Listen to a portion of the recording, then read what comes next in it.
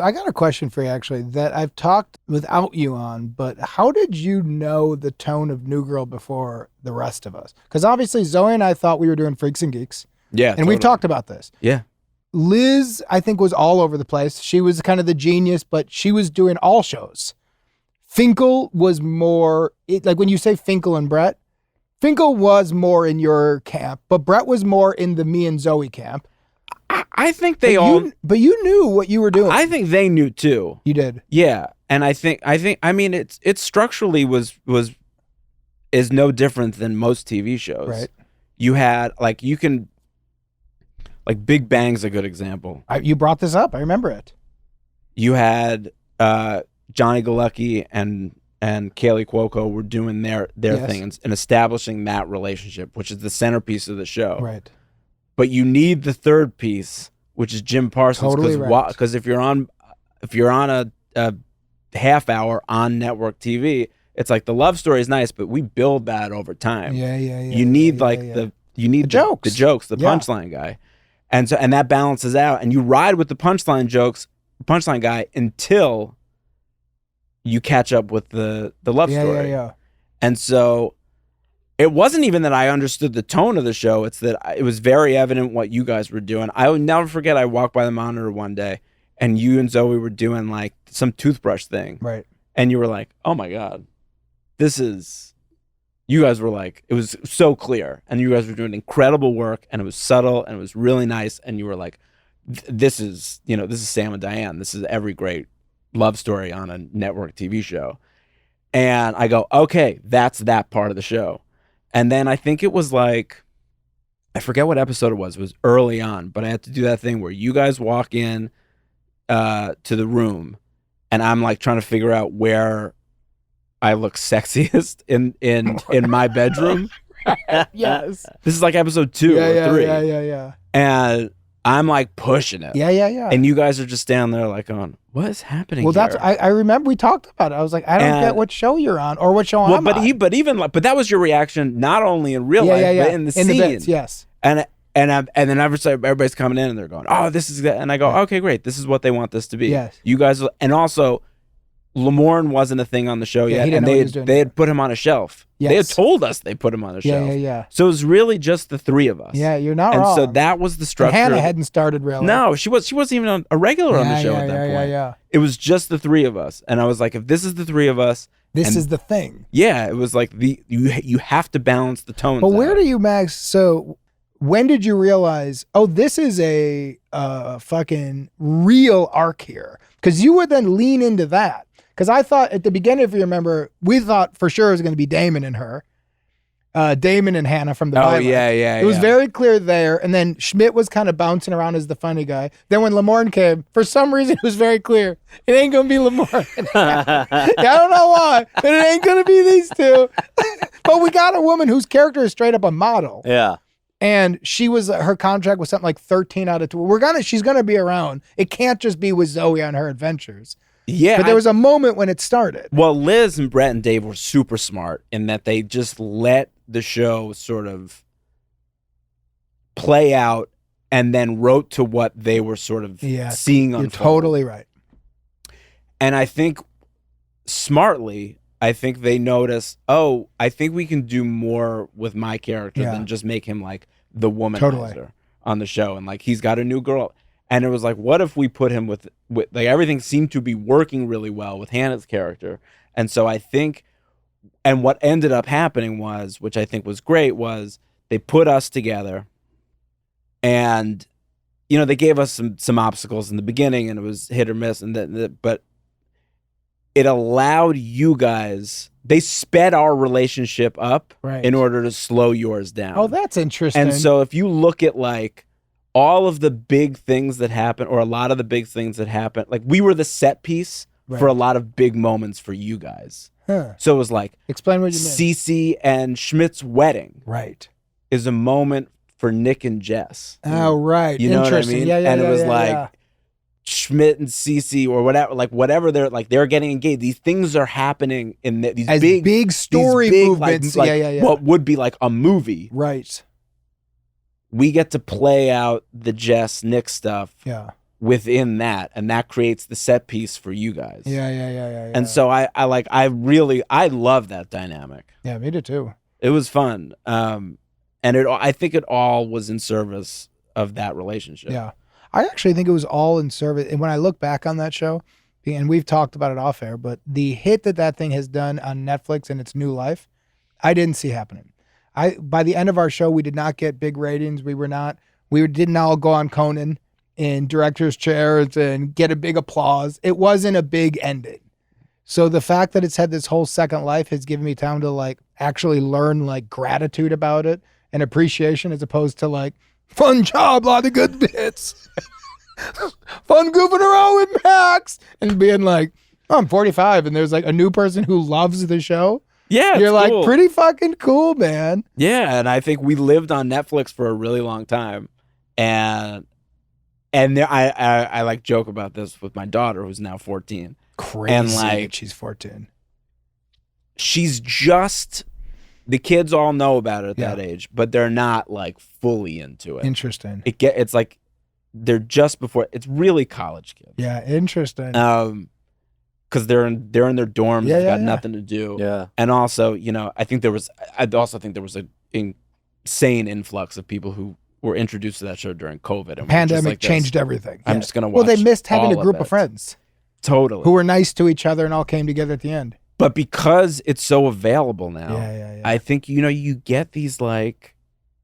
There's always going to be new college kids, and they're gonna always discover it, right. and it's going to be super weird because we're going to be 60 or like not soon, man. And there's going to be like 23-year-old girls who are going to be like this, 29, and I'm going to be like this. Oh my god, 48, brother. Yeah. You know what's going to be funny? 62, lady. We talked about it before. We were all like little bitches about it, whatever. This idea of like, will there ever be a something? We're all like, I don't know what it means.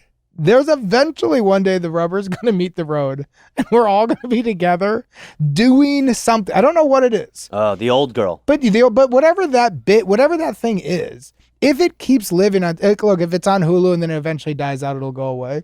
But if people do keep finding it, the idea of what that reunion would be, it's not going to be 3 episodes. It's not going to do what Will and Grace did. I don't think New Girl will ever go away. Yes, you don't. No. So this is what I'm saying about it. So you even said when we first started with season 1, I was having a freak out. It's too much work for me. I couldn't keep up with the lines. I was just stopping with weed, but I was drinking so much. It was too much for me. Mm-hmm. I was losing it. You also were in a tough position because Zoe's the lead of the show. Yes. So I was in her stories. And you had to ground her stories. Yes. And you're watching me run around and bounce off of walls and hit every punchline. Right. And the writers are just like giving me joke after joke after joke after joke after joke. And I remember you were like, do they not think I'm funny? Yeah. What do I need to do here? Totally. But also I was there all the time because I would be in your scenes too. Totally. So I was there and also beforehand I had no experience. So I was used to being 8th on call sheet, working on a Tuesday. I get it. And I was like, this shit's too much. But your position on the show was always like, I've been there before where you were going, what am I even doing? Yeah. What is going on here? Totally. I don't understand. Like, but you really quick were a big part of the turn for me. You remember the scene I'm talking about outside of the house where there was a scene where I think it was parking lot or something, like parking spot something. We all had to run. We were here and they wanted in a wide shot, run to the garbage can, throw something out, run back. Oh, yeah. Every take Max did, Video Village was given like a standing ovation. It was like a vaudevillian show where the audiences were throwing roses.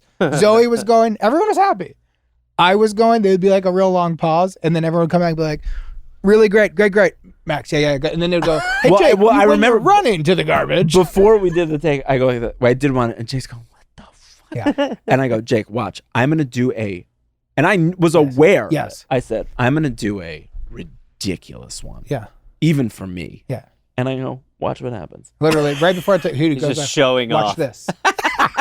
And I literally did Brazilian Jiu-Jitsu cartwheels. You know what you really did? Speaking of the Seinfeld, you did Kramer. Because you would run out and then you would do like then you would spin, you'd see the garbage, you'd be like, whoa. You took every moment, heightened. Big laughs. So then he said because I was banging my head against the wall and I'm like, there's no bit. I'm just throwing something out. And he goes, listen, pretend there's a live studio audience. And he goes, can you hear him? Can you see him? We're doing it. And I was like, I got it. They're all there. I did a take to be a brat, to just make Max laugh. A big part of that job was making each other laugh. Well, I mean, when it turned into that, it became the most fun. For me, hands down. It's when I look back, it's literally you and me. I think probably if there's a version of us not like totally losing it, that maybe that show's still on the air. I don't want to be on it, man. But he goes, pretend there's an audience. I do a take where I think afterwards I'm going to have a talk about my attitude problem. I'm like, it's so broad. I'm literally running like I have clown shoes on. Afterwards, Brett and Dave, yeah, that's it, man. And I had this like really clear moment of like, now I'm lost. Because I now know that's the win. Clear moment of I don't know. But now my head just got cut off. I'm a chicken and the race just started. But I'm leaning in. Oh, man.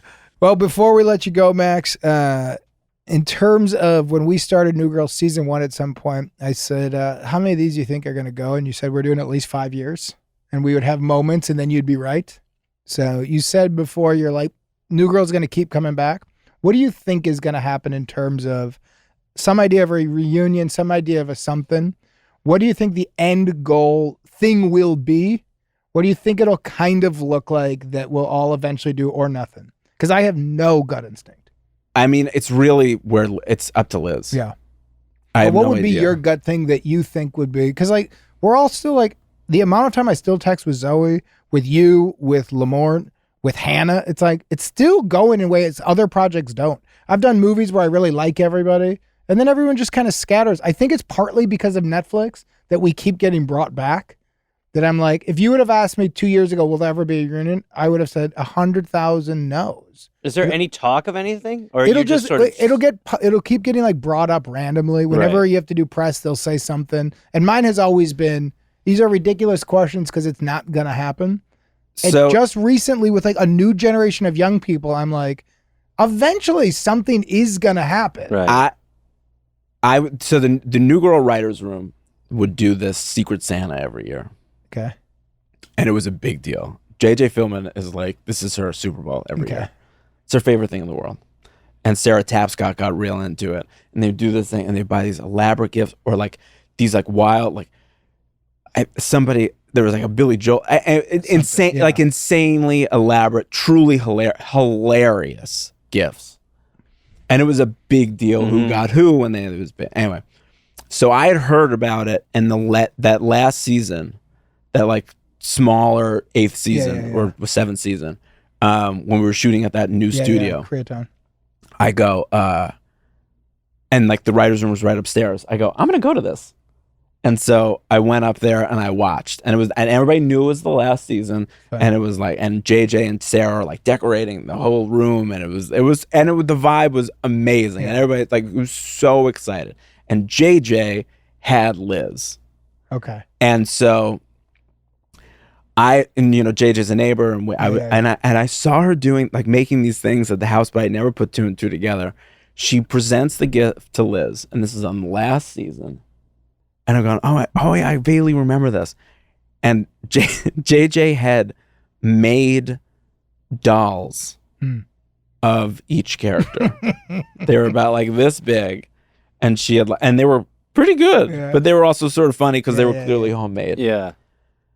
Watching Liz open that and start to like get emotional and look at these like ridiculous dolls, it made me realize that she is invested and always will be in this show and these characters in a way that I will never understand. Yeah, totally. As many times as I've showed up and played that character, same. I can't even see how she sees it. Totally.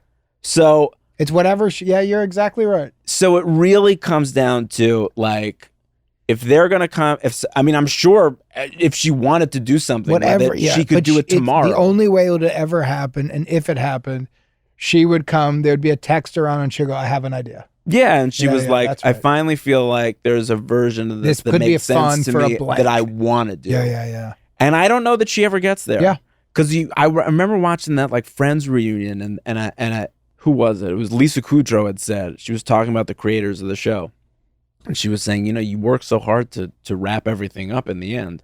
If you come back, you got to undo that Totally stuff. right. And we ended in an odd way where Yeah. it was this flash forward. Yeah. So you can't really like go back in time. Yeah. So now we'd be going past then, and then you're introducing kids, and it's a whole It's a thing. different And thing.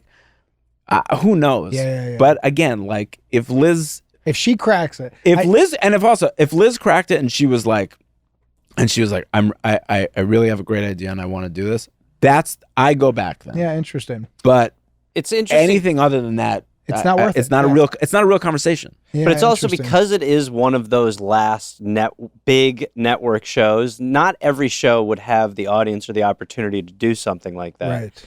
And that's why, like, if you have Netflix where people keep rediscovering it, Totally. there's actually an appetite for something like that, where there probably isn't with shows that are on air as much. now. Yeah, and what you hope you don't do is ruin. Yeah. that Oh, yeah. It's No, there's a really lot- not by worth going doing back and Well, and to being the like, Seinfeld all right, so thing, you got paid. So the way what? they did the Seinfeld reunion on Curb Your Enthusiasm was one of those kind of loophole reunion shows. yeah. Where you kind of got to see it all, but it wasn't like that. But whatever anything, Specific. but I agree with you about the Liz thing. I don't think there's any, besides it's fun doing press and always blaming it on Lamorne and saying, if you ever do press, go, you want to do a ring, go, we're all in, but Lamorne won't do the contract. Yeah. Besides that fun, He's I a think- holdout. there's no, Well, he blamed it on you, didn't he? he does? Oh. It's Well, not funny now. Well, I know he and I are just constantly going after each other these days. He did a whole thing about like, and then Liz sent out a text and was like, Lamorne, what are you doing? Because he did something. He goes, Jake Johnson won't do it. He's too expensive. You're the best, Maxie. This was the best. Hey, everybody. Thank you guys for watching us on YouTube. Please Like and subscribe so you don't miss any of this quality content. ring. Here to help. Go ahead.